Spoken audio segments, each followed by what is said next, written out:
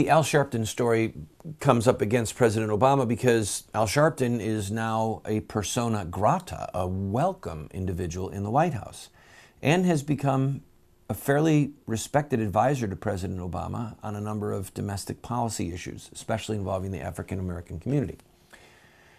Obama, of course, continues to be in the news. It's mostly negative. The debacle of healthcare, how Russian President Putin has outmaneuvered him and makes Obama look silly. There's a great number of areas where President Obama is in the news and is, in my opinion, is justly condemned or ridiculed or at least questioned. But guess what? And this hit me with some force today. He's still the president. He still won 2 elections. Well, what's your point, Randall? My point is that he had the self-discipline to go to college, to get his law degree, even if it was under some shady circumstances in between smoking weed or whatever was going on. He still did it. He had the self-discipline to run for the Illinois State Senate and win. He had the self-discipline to run for the U.S. Senate in Illinois and to win. And then he had the discipline to be a candidate with the grueling schedule that is required to win the presidency. Twice. Bread and circuses are the common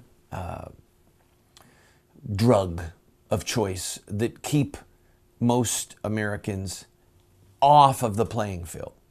All right? If you want to compare self-discipline to being somebody in the stands watching, well, you really could look at the trapeze artist. Look at the man who trains the animals. My wife and I have some acquaintances, like to call them friends, who actually are he's the ringmaster for the whole circus, and she does different stunts in the circus. It's an amazing life. And part of what's so amazing about it is the self-discipline, the rigorous training that they put themselves through early on in life, and then that they maintain to be good at whatever it is that they are doing in the circus. And so, even as bread and circuses seduce and deceive and distract us, the manufacturers of the bread have great self-discipline. They rose to a level in which they can own these fast food chains, in which they can create these snacks. And then the circus people, Fox, CNN, A&E, HBO, the circus people have enormous self-discipline to rise to the top of whatever part of the bread and circus industry they are in.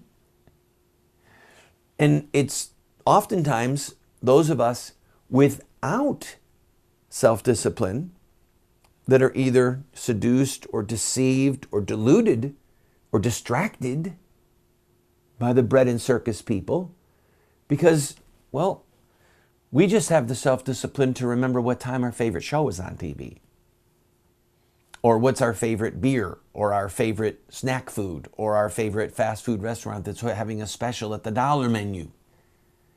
Our self-discipline doesn't reach much beyond how it is that we can satisfy and gratify our quest for the latest sampling of bread and circuses.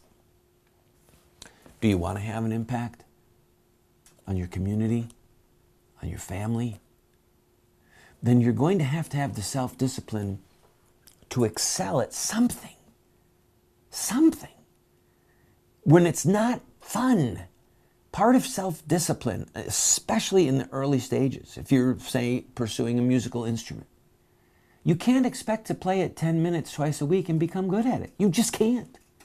You have to put in hours hours of practice. You get calluses on your fingers. You start to think, if I hear that lick one more time, I'm going to be sick.